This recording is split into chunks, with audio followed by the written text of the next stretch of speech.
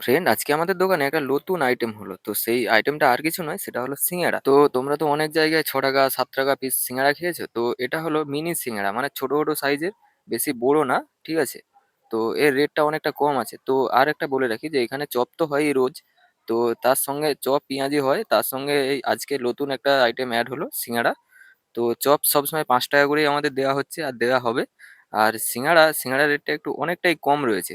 যেমন ছোট, আগে খেয়ে দেখি, আগে টেস্ট করে তোমাদেরকে দেখাই, তারপরে আমি রেটটা বলছি। আমাদের দোকানের ঠিকানা তো তোমরা জানো, উত্তর সুদপুর তালতলা। তো যাই হোক, সিঙ্গাড়াটা আগে ভেঙে দেখাচ্ছি যে পুর কতটা রয়েছে বা কিভাবে পুর বানাই, তো সেটাও দেখাবো। দেখো, পুরো ভরপুর, একদম ভর্তি করে পুর রয়েছে। ছোট হলে কি হবে, মোটামুটি খারাপ না। ঠিক আছে, তো তোমরাই খেয়ে বলবে কেমন হয়েছে।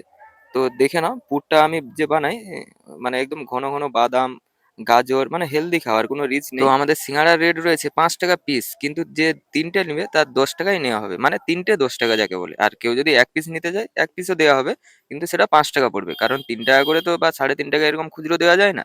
আর 4 টাকাও না, এক পিস তো কেউ নেবেই না, 10 টাকার নিলে তিনটে 10 টাকা। তো যাই হোক, তোমরা যদি কেউ নিতে চাও অবশ্যই আসবে। আমাদের দোকানের ঠিকানা তোমরা সবাই জানো, উত্তর সুদপুর তালতলা।